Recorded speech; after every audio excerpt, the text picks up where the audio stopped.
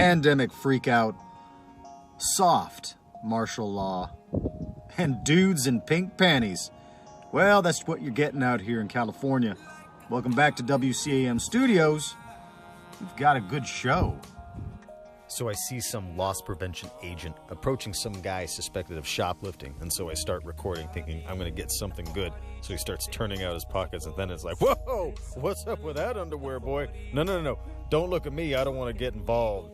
Just another day in California, folks. Another reason to leave. Hey everyone, welcome back to the show. So it's quite amazing just how much traction this fake pandemic has received from the mainstream media, the community, and even the alternative media, like here on YouTube. There are people here on YouTube uploading, in some instances, hour-plus long videos describing in detail just how deadly this COVID-19 virus is compared to, say, the bubonic plague, adding a caveat in the description box that they have no healthcare experience, nor are they a healthcare professional. They don't own a Littman stethoscope, but trust them, you should hang on to every one of their words and be afraid. These same YouTubers make grand assertions that the elderly will die, as if elderly people dying is some novel event, or that this will be terrible for those with a compromised immune system, as if influenza is not already a problem for health-compromised individuals. There are people freaking out who have purposely, if not contemptuously, destroyed their bodies through overeating, drug use, smoking, and act as if, because of the divine nature of Western medicine, they should be able to live out their lives until 90 years old, even though they're not doing much besides eating Stouffer's lasagna and watching TV all day. Here's the deal.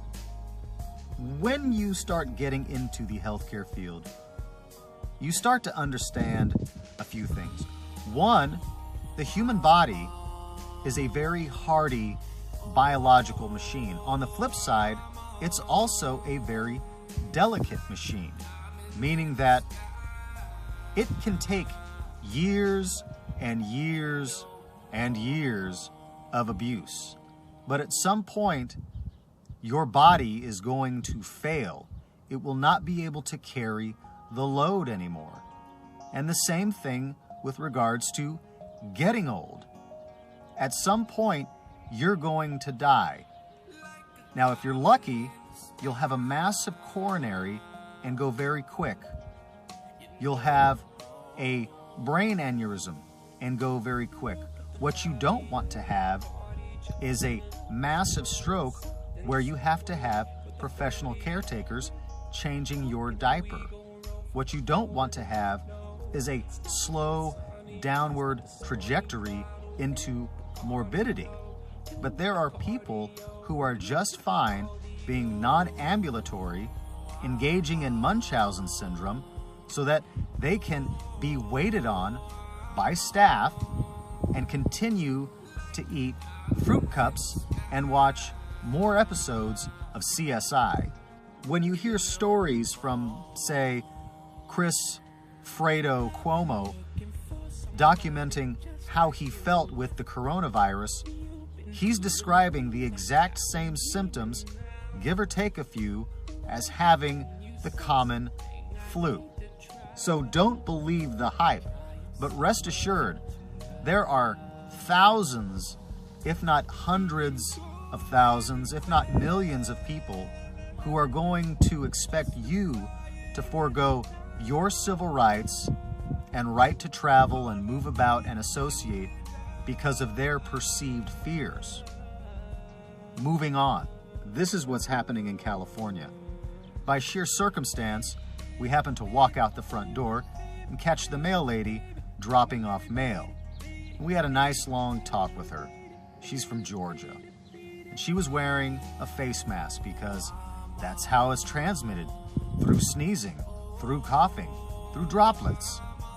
And she told us a very disturbing story, and that is that police are going to businesses that are ignoring the shutdown order, the quarantine order, and informing them that if they do not close up shop, they're going to come back the next day and fine them.